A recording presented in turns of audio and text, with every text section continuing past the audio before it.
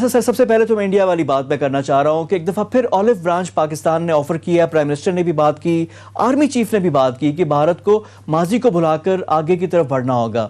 کیا اس میں کوئی پاسبلٹی آپ کو نظر آ رہی ہے کہ ایسا ہو سکے گا؟ جی، انہوں نے جو پریمائز بنایا میرا خیال وہ بڑا ایفیکٹو ہے، جو لاجک دی وہ بڑی ایفیکٹو ہے. انہوں نے کہا کہ جو انٹرسٹ ہے، سپریم انٹرسٹ کسی بھی ملک کا، وہ ویلفیئر آف دی پیپل ہے، اور سیکیورٹی کا مطلب یہ بندوقیں اور ٹینک نہیں ہے، بلکہ ایک اکنامک سیکیورٹی، سوشل سیکیورٹی. اس پر یہ پرمائز دونوں نے بنایا، آپ نے دیکھا ہوگا پرائم منسٹر نے بھی اور آرمی چیف نے بھی. اور پھر اتنے پریشر میں جیسے ہندوستان آیا ہوا ہے، ان کی ہر چیز کاوش ناکام ہوئی اور پاکستان صبر سے یہ سب کچھ برداشت بھی کرتا رہا، دیکھتا رہا. تو میرا خیال انہوں نے آخری دفعہ مجھے لگتا ہے کہ ایک دفعہ پھر ہاتھ بڑھایا ہے دوستی کا، بشرطے کہ ایک شرط ہے. کچھ لوگ اس شرط کو سمجھ نہیں پائے اور انہوں نے کہا جی کہ جو آرمی چیف نے کہا کہ ماضی دفن کر دو کہ شاید سب کچھ دفن ہو جائے گا. ایسا نہیں ہے. جو پرائم منسٹر نے، کیونکہ ان دونوں کو آپ کو ملا کے دیکھنا ہوگا، وہ فالو اپ تھا. یہ کشمیر ایک اور ہے نا، کور ایشو کشمیر پہ اس میں. لیکن جنرل صاحب یہاں پہ سوال یہ ہے کہ کیا ہمیں یہ کرنا چاہیے تھا جب ہندوستان کی حالت یہ ہے کہ انٹرنلی امپلوڈ کر رہا ہے؟ تو لیٹ دم پلے، دیکھ لیتے ہیں. کہ کیونکہ میں تو یہ سمجھتا ہوں کہ اگر آپ کو ہندو ذہنیت کا معلوم ہو تو کبھی ہندو کو آپ چانس نہ دیں جبکہ اس کی کمزوری ہو. انہوں نے کہا کہ ان کی جو ہے. اچھا سر، یہاں پہ ایک اور چیز ہے کہ کچھ بیک گراؤنڈ میں چیزیں تو ہو رہی ہیں، لیکن جو دوسرا پوائنٹ آف ویو جو آپ نے بات کی اس میں یہ ہے کہ جو غریب لوگوں کا اگر ہم سوچیں کہ دونوں طرف کی پاپولیشن ہے، جو سوشو اکنامک ڈیولپمنٹ نہیں ہو سکتی جب تک امن نہ ہو. لیکن ساتھ ساتھ کچھ نہ کچھ بیک گراؤنڈ میں چیزیں ہو رہی ہیں بیک چینل پہ. جو ڈی جی ایم او کے جو رابطہ ہوا، جو سیز فائر ہوا لائن آف کنٹرول میں، تو یہ بیک گراؤنڈ میں کوئی کام ہو رہا ہے لگتا ہے. جی، کام ہو رہا ہے. اور اگر ہسٹری کو دیکھیں تو میرا نہیں خیال کہ پاکستان اور ہندوستان نے آپس میں مل کر کبھی کوئی کام اچھا کر لیا ہو. ہمیشہ کوئی تیسری پاور کا انفلوئنس اس میں ہوتا ہے. تو اس میں میں یہی دیکھ رہا ہوں کہ کچھ اور طاقتوں کا اس میں رول ہے. تو جنرل صاحب یہ کیا ہو سکتی ہے؟ تیسری قوت کون سی ہو سکتی ہے؟ امریکہ ہو سکتا ہے، کیونکہ چین کے ساتھ تو بھارت کی اپنی مخاصمت چل رہی ہے. جی، چین بھی ہو سکتی ہے، امریکہ بھی ہو سکتا ہے، کیونکہ چین نے آپ کو پتا ہے تھوڑا سا ان کے ساتھ مفاہمت کی ہے یہ تبت والے بارڈر کے اوپر. اور شاید چین کے ذہن میں یہ ہو کہ یہ موقع زیادہ ٹینشن کریٹ کرنے کا نہیں ہے. اور امریکہ تو صاف ظاہر ہے اس نے چونکہ ہم سے کام لینا ہے افغانستان میں، اور بڑا ضروری کام لینا ہے، اور وہ کام ہمارے علاوہ کوئی کر بھی نہیں سکتا. تو عین ممکن ہے کہ ان کی طرف سے بھی انڈیا کے اوپر دباؤ ہو کہ آپ کوئی کریں. لیکن اگر یہ امریکہ کی طرف سے ہے یا کسی اور کی طرف سے ہے تو یہ پھر ٹیمپریری ثابت ہوگا. وہ حالات کیونکہ سر اب دیکھیں نا 70 سال سے 72 سال سے کتنی ایفرٹس ہو چکی ہیں، نتیجہ تو وہی ہے کہ سم گیم تو زیرو ہی ہے. اچھا یہاں پہ ایک اور چیز بڑی امپورٹنٹ ہے کہ جو چیف نے کہا کہ ہمیں اپنے گھر کو بھی ٹھیک کرنا ہے. تو گھر میں کیا ٹھیک کرنا ہے؟ جی، کوئی ایک چیز ٹھیک کرنے والی ہو تو میں آپ کو بتا دوں. سب سے پہلے پرائرٹی میں کیا ہے؟ جی، میرے خیال سب سے پہلے تو اکنامک سچویشن ہے، پھر پولیٹیکل انٹیگریشن ہے. بات یہ ہے کہ ہم اتنا ٹوٹ پھوٹ کا شکار ہو گئے. میری اتنی زندگی ہے، میں 70 سال کا ہونے والا ہوں، میں نے کبھی اس قدر بدمزگی نہیں دیکھی سیاست میں جو میں آج دیکھ رہا ہوں. ہمیشہ سے سیاست ہوتی رہتی ہے، لوگ الیکشن لڑتے رہتے ہیں، کوئی ہار جاتا ہے، کوئی جیت جاتا ہے، لیکن ایسے ایک دوسرے کو گلے کو جیسے پکڑ لیا ہے ایسا میں نے کبھی نہیں دیکھا تھا. یہ جب تک سیدھا نہیں ہوگا، اندرونی یہ جو تناؤ ہے یہ ختم نہیں ہوگا، اور اکنامک ایکٹیویٹی اور زور کچھ چل پڑی ہے، جب تک یہ ایک خاص لیول تک نہیں جائے گی، میرا خیال ہے کہ آرمی چل ٹھیک کا کہ اندرونی طور پہ ہمیں بہت کچھ کرنے کی ضرورت ہے. اس کے ساتھ ساتھ انہوں نے ہتھیاروں کی دوڑ کا بھی ذکر کیا کہ پاکستان جو آرمز ریس ہے اس میں نہیں ہے. لیکن اب ہماری ضروریات تو ہیں نا کہ اگر ہمارا جو اگر ڈسبیلنس ہے اس طرح بڑھتا رہا تو کنونشنل جنگ کا بھی تو ہمیں ڈیٹیرنس ایک چاہیے. نیوکلیئر پاکستان کے پاس بہت اچھی چیز ہے، لیکن وہ جو آرمز ریس ہے، ہتھیار خریدنے کے لیے بھی تو پیسے چاہیے. اس کے لیے ہماری اکانومی کی حالت بہتر ہونی بڑی ضروری ہے. تو یہ جو ہتھیاروں کا جو ڈیٹیرنس ہے، یہ بھی چیزیں پاکستان انڈیجنس بھی کوشش کر رہا ہے، ہم خود بھی بنا رہے ہیں چیزیں. تو اس کا ہم کیسے بہتر کر سکتے ہیں صورتحال؟ جی دیکھیں، یہ بالکل بڑی امپورٹنٹ بات ہے، کیونکہ ہندوستان کا جو رویہ ہے اس سے یہ صاف ظاہر ہے کہ ذرا بھی بیلنس میں خرابی ہوئی تو وہ ضرور سے فائدہ اٹھائے گا. بالاکوٹ تو اس نے کیا، اگر ہماری ایئر فورس نہیں ہوتی تو ہم لوگ کیا کرتے پھر؟ تو لیکن اللہ کا شکر یہ ہے کہ اس وقت بھی ہماری سچویشن جو ہے ہتھیاروں کے لحاظ سے بری نہیں ہے، اور خاص کر جو ہم نے انڈیجنس پروڈکشن شروع کر دی ہے، خاص کر جہازوں میں اور میزائلز میں، توپوں اور ٹینکوں میں بھی ہم بہت کچھ جو نا خود کر رہے ہیں.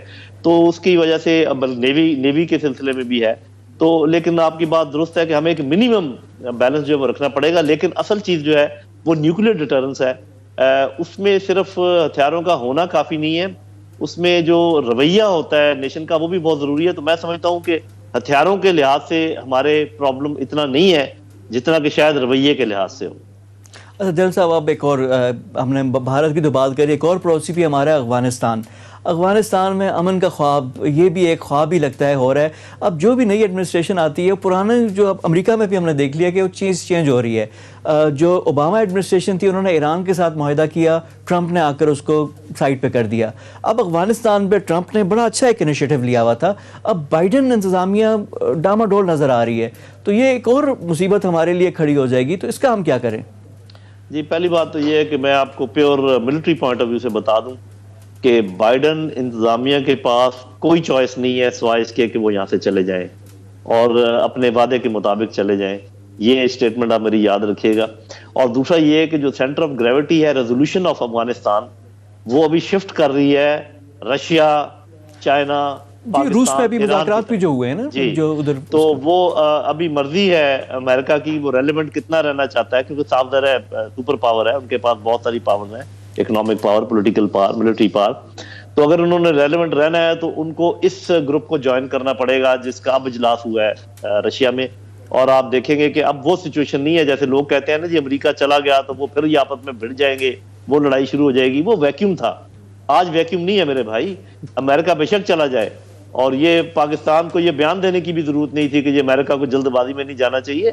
بھئی یہاں پر چین ہے، یہاں پر امریکہ ہے، یہاں پر آپ ہیں، یہاں پر ایران ہے، آپ مل جل کر ان کو فیسیلیٹیٹ کریں تو امریکہ ہو یا نہ ہو یہاں پر امن ہو جائے گا. بلکہ میرا تو ایک خدشہ ہے کہ امریکہ اور بھارت شاید یہاں پر امن لانے میں اتنے انٹرسٹڈ نہ ہوں جتنے کہ یہ باقی 4 ملک ہیں. اچھا جلال صاحب، یہاں پہ ایک چھوٹا سا میرا پوائنٹ ہے کہ امریکہ کیوں چاہے گا کہ یہاں پہ چھوڑ دے، کہ ساؤتھ چائنا سی میں امریکہ موجود ہے، وہاں پہ چائنا کو ایک جیسے نرغے میں لیا ہوا ہے نا، وہاں پہ چائنا ایک وے آؤٹ اپنا دیکھ رہا تھا، سی پیک جو ہمارا ہے گوادر کے تھرو. تو اگر افغانستان کے جو منرلز ہیں، باقی جو ہے وسط ایشیا کا پورا ٹریڈ ہے، تو امریکہ اس خطے سے اپنے آپ کو کیوں آؤٹ کرے گا؟ اس نے تو مڈل ایسٹ پہ اپنے اڈے بنائے ہیں. بالکل آپ ٹھیک کہہ رہے ہیں کہ اگر چوائس ہو تو بالکل نہیں کرے گا، لیکن وہ چوائس نہیں رہی اس کے پاس. لیکن آپ یہ بھی دیکھیے کہ اگر مثال کے طور پہ اس کی فرسٹ چوائس ہے رہنا افغانستان میں، اگر وہ پوری نہیں ہوتی تو اس کی سیکنڈ چوائس کیا ہے؟ میرے خیال میں اس کی سیکنڈ چوائس ہے کہ پھر ٹرموائل میں افغانستان، اگر تو افغانستان میں رہے تو یہ اس کی خواب ہے، اور یہ پاکستان کو بہت مجبور کرے گا کہ وہ اس کا یہ خواب پورا کرنے کی کوشش کرے. اور پاکستان مجھے پھر خدشہ ہے کہ ہماری لیڈرشپ پھر خوشبو جب آئے گی ڈالروں کی تو پھر ان کی خدمت کے لیے آمادہ ہو جائیں گے. اللہ نہ کرے کہ ایسا ہو. وہ اب اگر یہاں پر اپنا اثر رسوخ قائم نہ رکھ سکا، جو کہ کسی نہ کسی طریقے سے کوشش کرے گا، تو پھر وہ اس کو ٹرموائل میں چھوڑے گا، پھر یہاں پر امن نہیں چاہے گا.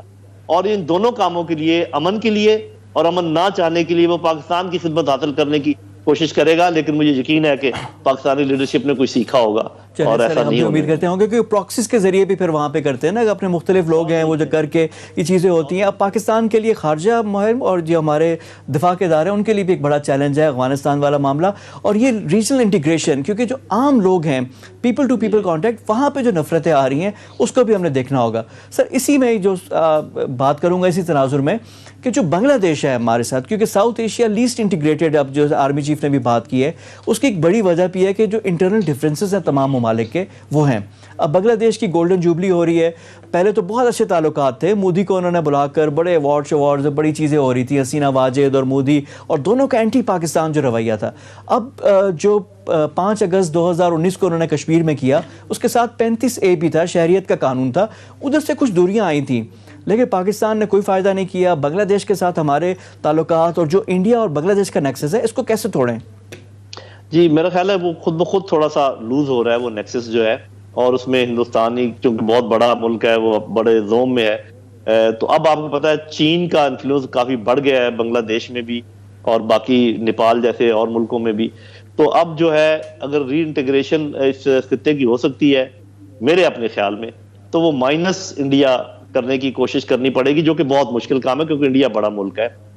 لیکن چائنا کی سرپرستی میں مائنس انڈیا SCO کو ایکسپینڈ کر کے اور ایسے ملکوں کو ساتھ ملا کے کیا جا سکتا ہے کچھ نہ کچھ، کیونکہ انڈیا اب چونکہ اسٹریٹجک پارٹنر بن گیا ہے امریکہ کا، اور وہ چائنا کو روکنے کے چکر میں ہے. کوارڈ میں بھی شامل ہے، باقی بھی ہے. لیکن سر مصیبت یہ ہے کہ انڈیا تمام ممالک جتنے بھی جنوبی ایشیا کے ہیں تمام سے سرحدیں اس کی ملی ہوئی ہیں. مالدیپ سری لنکا کے ساتھ سمندری سرحد ہے، باقیوں کے ساتھ فزیکلی اٹس دیئر. تو اس کا ہم کیا کریں؟